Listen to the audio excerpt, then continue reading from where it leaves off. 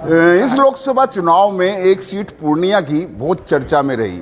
सभी ने पूर्णिया सीट से पप्पू यादव को हराने की पूरी कोशिश की। पप्पू यादव हमारे साथ हैं। तेजस्वी जी ने भी कहा, उस समय पूरा जोर लगाया, लेकिन फिर भी पप्पू यादव जी ने सीट। देखिए, एक बात समझिए, मैं कई बार कह चुका हूं कि भारत की परंपरा है और भारत के लोगों के जो नेचर हैं वो एरोगेंसी के खिलाफ रहता है। अहंकार बहुत लंबा भारत में नहीं चल सकता, और जो ये नफरत की राजनीति है, गलत राजनीति, भारत में बहुत लंबा नहीं चलता है। आप नरेंद्र मोदी जी के 63 सीट कम हुए, किस कारण से, आप हमको बताओ ना। ये जो दूसरी चीज़, आप एक बात समझिए, मैं उसको आपको बता देना चाहता हूँ कि पूर्णिया में यदि हमको चुनाव लड़ना होता तो हम कहीं से लड़ लेते, मधेपुरा से लड़ लेते, बेटा सुपौल से लड़ लेते, ठीक है। हम अपना घर छोड़ दिए, हम पूर्णिया में जहाँ चुनाव वहाँ लड़े जहाँ हमें बेटे की तरह देखा गया। हम चौथे बार इंडिपेंडेंट हैं। अब एक परिपक्व और राजनीतिक व्यक्ति, एक व्यक्ति के जिद के कारण यदि 10 सीट आप हार रहे हैं किसी मुद्दे पर, तो ये कहाँ से राजनीतिक परिपक्वता है?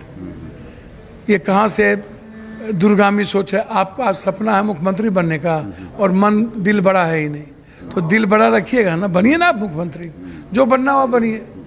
लेकिन यह जिद कैसा कि एक जिद के कारण आप 10 सीट हार दी, मधेपुरा हार गए, सुपौल हार गए। पप्पू यादव का हार जीत मैटर नहीं था। हम तो कोरोना में मर जाते तो कौन आज चुनाव लड़ता? हम बाढ़ में, पटना के बाढ़ में भी मर सकते थे। बिहार के कोरोना, देश के कोरोना में 46 लाख लोग मरे, एक और हम मर जाते। हम तो घूमते ही रहे, हम तो लाश उठाते रहे। यहाँ कोई जरूरी नहीं थी कि हम जीत ही जाते, लेकिन हम जीत पर थे ना। हमें पूर्णिया लड़ना है, मर जाएंगे, पूर्णिया नहीं छोड़ेंगे। ये आपने पहले भी कई बार कहा, आप मर तो जाएंगे। ये बात जब मैंने पहले भी कहा, हम तो राहुल जी को थैंक्स देंगे और प्रियंका जी को कि उन्होंने गठबंधन धर्म को मेंटेन रखा। कोई जरूरी नहीं था, हमारे चलते गठबंधन धर्म टूटता, ये कहाँ से सही बात थी भाई? क्योंकि एक आदमी जीत पर अड़ा हुआ था। 17 सीट पर उत्तर प्रदेश में उन्होंने गठबंधन किया, जो 29 सीट थी। जहाँ पर 15-14 सीट चुनाव लड़े थे, वहाँ 9 सीट मिला कांग्रेस को, तब भी राहुल जी ने समझौता किया। ये तो सामने में नेशन था ना राहुल जी के, सामने में पप्पू जौहरी नहीं था। तो हम लड़े, हम, मेरा घर है, हम तो चौथे बार, देश में कौन इंडिपेंडेंट एमपी होता है 4 बार? एक बार के बाद दोबारा कोई इंडिपेंडेंट एमपी नहीं होता हिंदुस्तान में। बिल्कुल, बिल्कुल। और हिंदी पट्टी में कोई इंडिपेंडेंट एमपी नहीं बना इस बार भी। इतने 2 आदमी के भीड़ में कौन बनता भैया?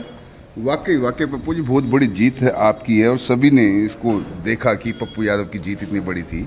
दिल्ली में हैं आज आप, और आज एक कयास ये लगाए जा रहे हैं कि आप दिल्ली में, आपको कोई फ़ोन आया है मंत्री जी से कि एनडीए में शामिल होने के लिए फोन मंत्री पद मिल जाएगा आपको। फ़ोन सामने में है, जिनका फ़ोन आया चेक करने की ज़रूरत है। अब हमको तो समझ में नहीं आता है, जब मैं पहले भी कह चुका हूँ कि मेरी आइडियोलॉजी जनता है, मैं उस विचारधारा से चलता हूँ। जनता सर्वोपरि है, जनता के बाद बिहार का विकास सर्वोपरि है। और दूसरी तरफ जब प्रियंका गांधी जी की पूरी ब्लेसिंग और राहुल गांधी की ब्लेसिंग मेरे साथ है, और हम ट्रस्ट के साथ उनके उस परिवार के साथ जुड़े हुए हैं, तो आज इस पप्पू यादव कोई नुका छुपा तो है नहीं। तो यदि कोई बात होगी, फोन आएगा तो दुनिया को खबर होगी। तो सवाल उठता ये है कि विकास की बात होगी तो हम नरेंद्र मोदी से मिलेंगे, हम विकास में साथ लेंगे, लेकिन हम कंप्लीट प्रियंका गांधी जी की आइडियोलॉजी और उसके ट्रस्ट और उसके ब्लेसिंग के साथ रहे हैं, ब्लेसिंग के साथ लड़े हैं, और राहुल गांधी जी के ब्लेसिंग के साथ खड़े हैं। तो ये चर्चा हमको, आपको कुछ समझ में नहीं आता है कि आप किस तरह की बात, हमको तो आप लोग ज्योतिष हैं कि आप लोग प्रिडिक्शन करने लगे हैं। प्रिडिक्शन तो इस बार चुनाव चैनल होगा, सबका फेल हो गया। तो लेकिन मैं एक बार प्रिडिक्शन फेल हुआ। देखिए, एक को जो दुनिया का जीनियस स्टॉलवर्ट पर्सनैलिटी था राहुल गांधी, उसको आपने पप्पू बनाया, और एक का नाम पप्पू है, तो दोनों पप्पू ने मजा चखा दिया आपको। नहीं, इसमें कोई आप इसको समझ लो। जी जी जी जी। तो आप एक बात समझिए, मेरा जो सीमांचल है कोसी है, और अब तो अनुकंपा पर ना पीएम है नरेंद्र मोदी जी। अब मोदी सरकार नहीं ना, अब एनडीए सरकार। कल हो जाएंगे पेंडुलम के तो सर मोदी सरकार नहीं ना, एनडीए सरकार। वो तो है ये। अब तो आप मोदी नहीं ना। हमारा प्रिडिक्शन था 230 220, आप 40 आ गए। ठीक है, आप तो हम तो नीतीश जी को कहेंगे चरणबद्ध किए हैं ना, तो नीतीश जी एक आग्रह है मोदी जी से 69% जो आरक्षण कांग्रेस गवर्नमेंट में जब आप थे गठबंधन में, आप वो करवा लीजिए। और जिस वसूल पर राहुल गांधी टिके हैं, जाति जनगणना जो आपने किया उसको आप करवा लीजिए। अब विशेष राज्य का दर्जा ले लीजिए। जब सपोर्ट की बारी आएगी तो आप जब अच्छा काम करिएगा उस वक्त हम आप बिहार को विशेष राज्य का दर्जा दे दीजिए। दीजिए आप दलित और अत्यंत पिछड़ा और ओबीसी को आप आरक्षण लागू कीजिए 69%। आपने तो कहा ना, आपने कहा ना कि अग्निवीर को हम पुनर्विचार करने के लिए, आप करवाइए अग्निवीर का पुनर्विचार। वहाँ यदि आपको घटेगा तो सपोर्ट करेंगे। तो विकास में हम एमपी हैं तो मेरे भी तो प्रधानमंत्री नरेंद्र मोदी होंगे, क्यों खाली बीजेपी के होंगे।